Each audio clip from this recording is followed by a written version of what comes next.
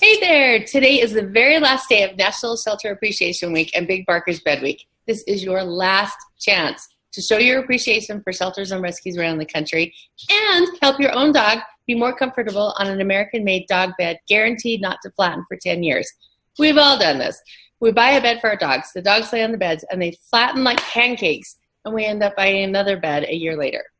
Plus, if you have older dogs or big dogs like I do, Big Barker beds protect their joints so they aren't pushing through the foam to the floor. So your purchase not only gets you a Big Barker bed, but let's talk about what this does for shelters and rescues. For every Big Barker purchase by tonight, today's the last day, by tonight at 11:50 p.m. Pacific time through our website, we're donating $63.17 and $31.63 for the Barker Juniors. The rescues and shelters desperately need this money for the dogs. They need it for food and vet bills and surgeries and transportation, and the list goes on and on. This is your last chance to help them in an impactful way and help your own dog too. Eric, tell us our stats for Bed Week. All right, so I have some pretty good stats for today, actually some great stats. So when we did this update yesterday, at that point in the morning, we had already passed our goal of 20,000.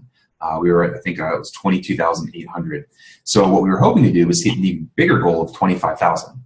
So believe it or not, when I woke up this morning, the first thing I did is calculate the updated numbers.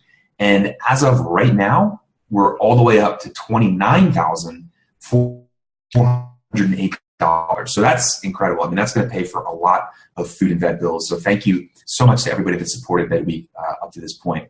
So the good thing is we still have half a day left. And each additional bed sold today will keep generating more of those $63 donations. So if you've been thinking about adding a Big Barker to your home, now is really the best time because, like you said, Bed Week is over at midnight tonight. So at this point, I'd like to announce a couple of our partners that have led the way throughout the week in terms of the number of registered supporters they've been adding every day. So in no particular order, they are Old Friends Senior Dog Sanctuary in Mount Juliet, Tennessee, National Mill Dog Rescue in Colorado Springs, Colorado, and Big Dogs, Huge Paws in Larkspur, Colorado. So now we just have one last special guest for the week. This is Gale Brown from Oxford Lafayette Humane Society. And she's out in a rural area with satellite internet, so excuse the blurriness on the video, but she's got some really interesting things to say about fundraising in the South. Hi, I'm here with Gale Brown from the Oxford Lafayette Humane Society. How did I do on the pronunciation, Gale? That was great. Oh, great. I'm so glad. Okay, so Gale, please tell us more about what you do for homeless pets. Well, I'm affiliated with the Oxford Lafayette Humane Society, as you said, and I have a lot of different things that I do with the shelter.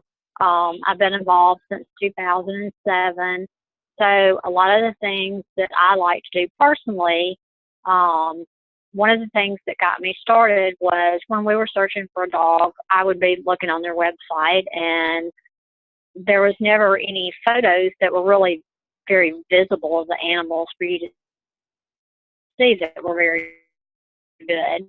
So we actually went to the shelter and was looking, for a dog. And while I was there, I started talking to somebody about, the photos on there. And I was like, is that something that I could help y'all with? Maybe taking photos to put them on the website so that the dogs were more viewable. And they was like, well, that would be wonderful because we don't have anybody that just really does too much at this time. So that's how I kind of started with the shelter, was doing the photos of all the animals, the cats, the dogs, or what have you that we got in, and started putting those on the websites. And then I started expanding on that because initially they were only doing like Pet Finder, and then I found a portal that would put them out on like 40 other sites. So I started expanding it into them. And then I started doing other things.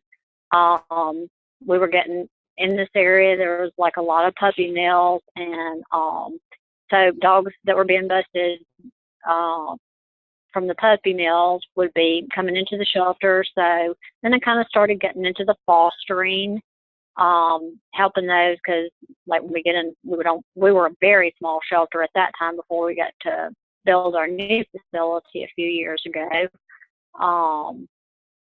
We had very limited space, so using our fosters, I started fostering where we had puppies so that, they'd have more room in the shelter, and also keep those that were too young to be able to stay outside of the shelter and not, get the potential of getting sick or whatever. So then I actually, after I'd been volunteering for about 6 months, I was asked by the president of the board, Sid Dunlap, if I would like to join the board. And so I became more involved then with helping with fundraising. At that time, we were fundraising to help build a new shelter, plus also to help with the daily operations of, taking care of animals, getting the things that they needed, food, kitty litter, cleaning supplies, all that kind of stuff. So my role's kind of evolved in a bunch of different ways, but it's truly my passion. I mean, I'm all about, helping the animals that need help, that don't have the voice for themselves, and making sure that they get provided the best care that we could possibly give them. That's right. Thank you for that. Thank you for your service. Can you tell me why is fundraising important to you? That is one of the most important things we do as a shelter, because we have limited funds from the city and the county that help us. And we take in like over 5,000 animals a year in our shelter alone. Many of the surrounding counties don't have shelters, or they've actually gone to, you have to pay to be able to surrender. So we receive a lot of the animals from the surrounding counties.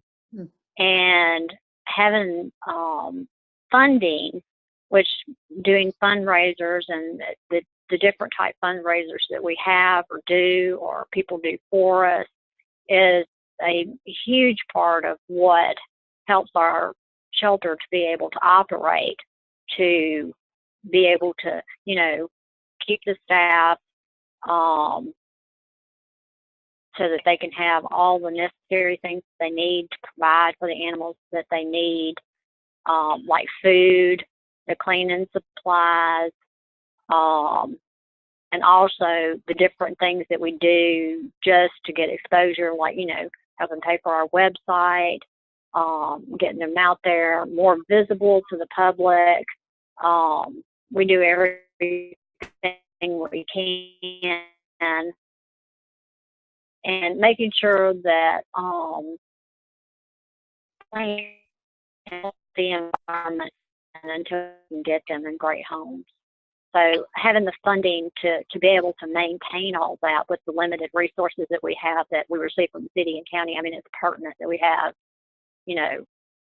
great fundraisers and people that want to get involved and help us, and businesses that are such to, do things for us so that we can continue to take care and take in and not do it at cost to anybody.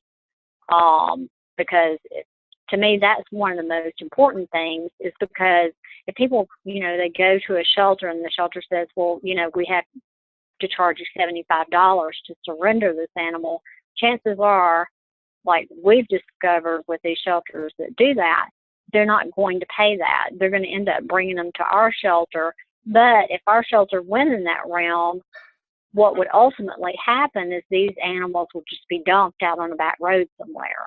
And we don't want that to happen. No. So that's why we are so big about, getting the funding that we need, so that we don't have to take other avenues where these animals would end up being dumped and have to try to fend for themselves, and keeping them in a safe place where they have, food and water and blankets and toys and social interaction. That's right. Thank you so much again for that. I'd love to hear one of your favorite stories about a rescue. Pardon? I'd love to hear one of your favorite stories about a dog. I have in my notes Harriet. Tell me Harriet's story.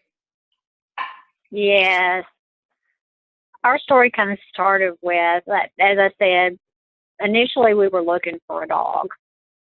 And we had looked on the website, and like I said, the photos weren't really good, so we actually went to the shelter so that we looked around, and we had kind of, really not had any particular breed in mind. And there was this one dog. She was a Great Pyrenees mix.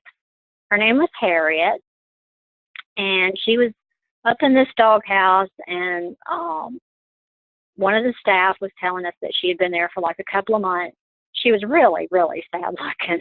I mean, she didn't have a lot of hair on her, which was kind of ironic for her name Harriet.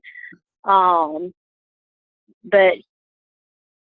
the one thing that just really stole our hearts, I mean, you just have to, when they're in the shelter situation and they haven't had proper care and nutrition, look past what they actually look like in the shelter, because once they come out, that's not what they're going to be, once they get the nourishment and love that they need. So the one thing that really stole our heart with Harriet was we were bending down and petting her, and we were rubbing behind her ear, and she grunted like a little pig.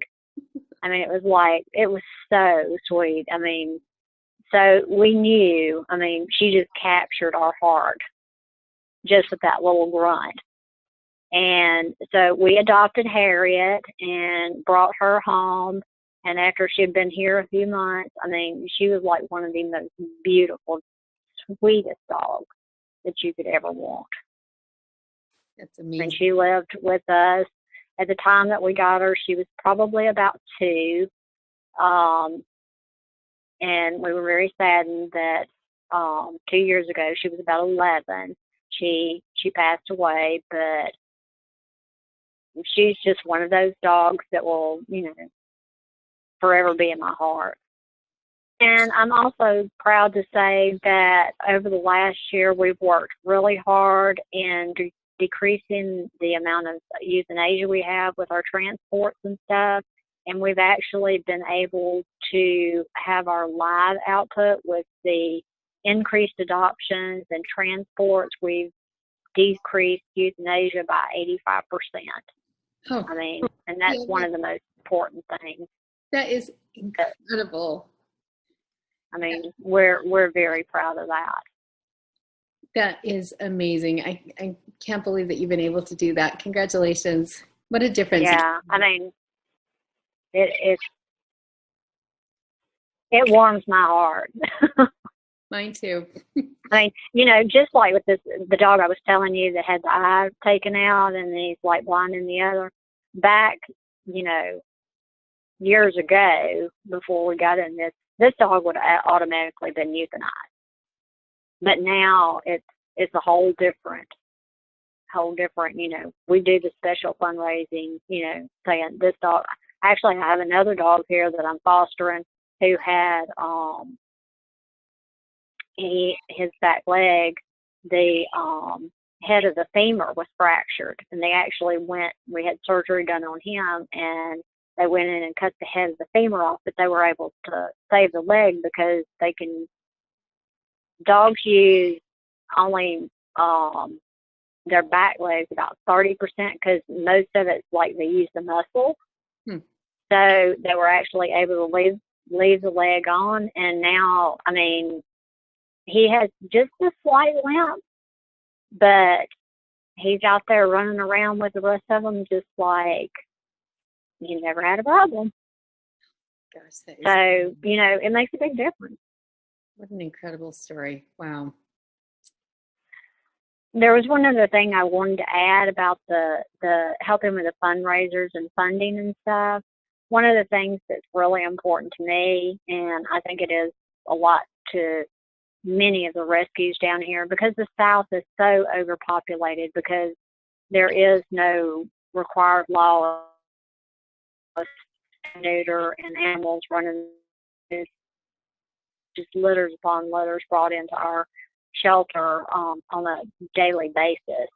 And one of the great things that we truly treasure the fact that working with some of the rescues up north, this helps to also fund and actually get animals' lives saved by being able to transport them into those facilities up north that they do have the tougher spay-neuter laws, and their shelters are empty, and these dogs, we send 80 puppies, and they're all immediately, either adopted or going into foster homes until they get their foster. So that's another thing that we're really truly trying to get a better distribution of, getting our animals out of the shelter and in different places and in different ways. And the funding, that's a big part of, just saving lives in general because of the overpopulation here. I had no idea about that, Gale. I had no idea that was such a problem. Thank you for sharing that with us. Yes, it's a huge problem. That's fantastic. Thank you so much for that story. And thank you for joining us tonight, Gale. We really, really appreciate the work that you do there. Well, I appreciate, the things. There's a lot of us out here that do these things, and it's not just me. I mean, it takes all of us and everybody working together. And, I'm just, like I said, it's my passion, and I know many other people that it's their passion. And I just think all the animal rescue that helps save these lives. All right. Well, thank you so much for joining us from the country, out in the country in Mississippi, you said, right? Yes. All right. So Gale, definitely in the country. All right. So Gale, we really appreciate your time. Thank you for joining us from Oxford Lafayette Humane Society. And yes. Thanks for all you do for dogs. Thank you. So thanks again to everyone that supported Bed Week. And remember, Bed Week ends tonight. So if you've been considering getting a big barker, or if you know someone who needs one, today is the day. So Andrea, any last words? Yes, I'm so excited about what we've been able to accomplish this week. I'm so blown away by your support for Bed Week. So your support for Bed Week helps your dog. It helps the shelters and rescues around the country. And this is a big deal. Tonight is the last night that you can do this and support your dog and the shelters. The people that run these are truly heroes. I mean, they spend all day working and then all night taking care of dogs. And they drive all over the country. They drive hundreds of miles, surgeries, vet bills. They do everything that they can to save dogs. Do your part and help them by tonight at 11:59 p.m. Pacific. Have a great Bed Week.